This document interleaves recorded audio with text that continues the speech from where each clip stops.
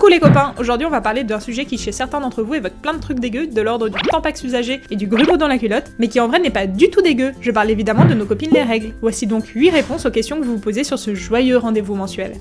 Eh, c'est vrai que vous êtes de mauvaise humeur quand vous les avez?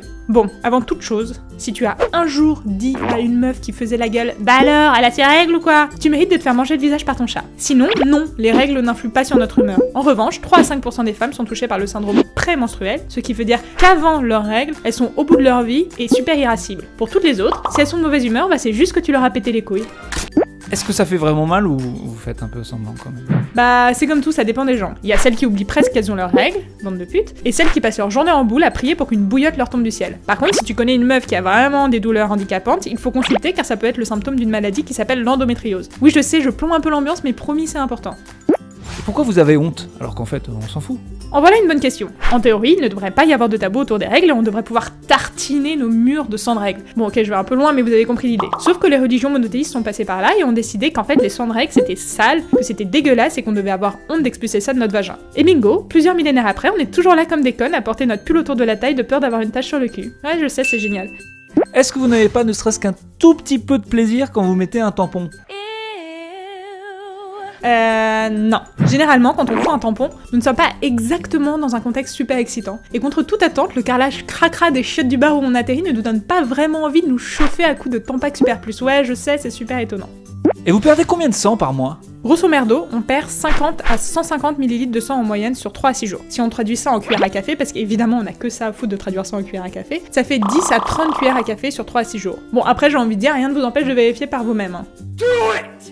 Et ça fait quoi quand on a du retard? Bah globalement c'est assez simple, soit on est enceinte et dans ce cas on a les symptômes d'un début de grossesse, soit on n'est pas enceinte et on a super mal au bide et mal dans le bas du dos sans pour autant avoir nos règles. Du coup on stresse, on achète 8 tests de grossesse alors que ça fait 18 mois qu'on a paniqué et on passe notre vie au shot à espérer que ces connasses arrivent.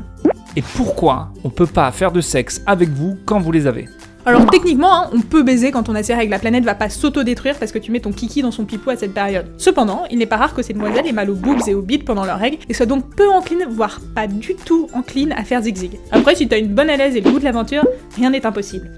Alors, dernière, est-ce qu'on peut perdre un tampon dans son vagin?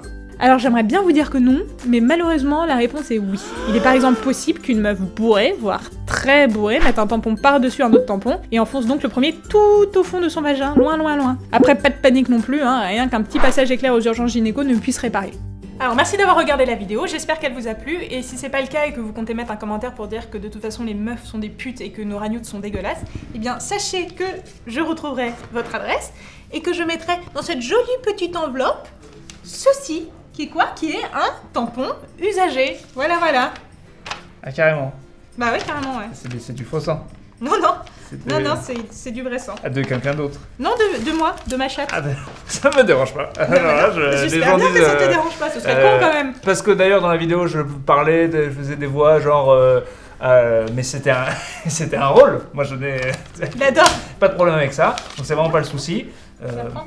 Mais non, alors l'important c'est que vous pouvez vous abonner. Oui, bien sûr. Voilà. C'est très important. Voilà, moi, si vous voulez, après. Moi je le ferai. Voilà, moi je suis déjà abonné. Voilà. Mais pour le tampon, ça vous fait quand même un peu du bien. Non, du tout. Non. Si c'est un gros tampon. Non, même non, je t'assure, vraiment.